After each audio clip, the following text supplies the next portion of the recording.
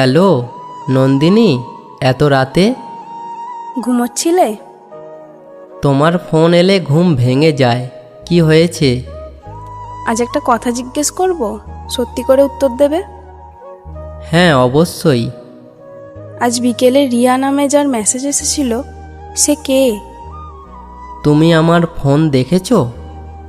হ্যাঁ, ভুল করেছি জানি, কিন্তু এই হার্ট ইমোজিটা দেখার পর মাথা কাজ করছিল না।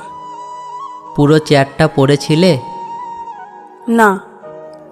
তাহলে শুধু একটা নাম দেখে সিদ্ধান্ত নিয়ে ফেললে? আমি ভয় পেয়ে গিয়েছিলাম। রিয়া হচ্ছে আমার মামাতো বোন। ছোটবেলা থেকে সবাই ওর নামের পাশে হার্ট ইমোজি ব্যবহার করে। ওর আজ জন্মদিন। বিশ্বাসটা কি এত সস্তা ছিল? আমি তোমাকে হারানোর ভয়ে এমন করেছি। মানুষ যখন হারানোর ভয় পায় তখন সম্পর্ক আঁকড়ে ধরে। তুমি উল্টে ছেড়ে দিতে চেয়েছিলে। আমি নিজেই বুঝতে পারিনি কি করেছি। আজ তুমি ফোন না করলে কাল হয়তো আমরা দুজন দুদিকে চলে যেতাম। আমাকে ক্ষমা করবে? ক্ষমা করা কঠিন না, কিন্তু ভেঙে যাওয়া বিশ্বাসটা আবার গড়তে সময় লাগে। আমি অপেক্ষা করব। একটা প্রশ্ন, বলো। 5 বছরের ভালোবাসা আর 5 সেকেন্ডের সন্দেহ, তুমি কোনটাকে বড় করলে? সন্দেহকে। আর এটাই ছিল আমাদের সবচেয়ে বড় ভুল। আমি সব ঠিক করতে চাই।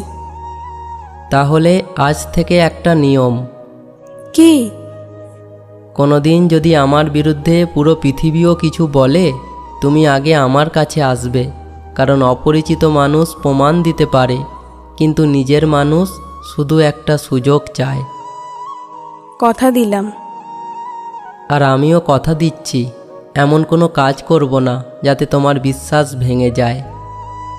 জানো, আজ বুঝলাম সম্পর্ক ভাঙে প্রতারণায় নয়, কথা না বলায়। আর সম্পর্ক বেঁচে যায় যখন দুজন মানুষ ইগোর বদলে একে অপরকে বেছে নেয়। আই লাভ ইউ অভ্র। আমিও নন্দিনী। ভালোবাসায় সবচেয়ে দামি জিনিসটা সময় নয়, উপহার নয়, প্রতিশ্রুতিও নয়। সবচেয়ে দামি জিনিস হলো বিশ্বাস। কারণ একবার বিশ্বাস হারিয়ে গেলে হাজারটা ভালোবাসিও অনেক সময় সম্পর্কটাকে আর আগের জায়গায় ফিরিয়ে আনতে পারে না।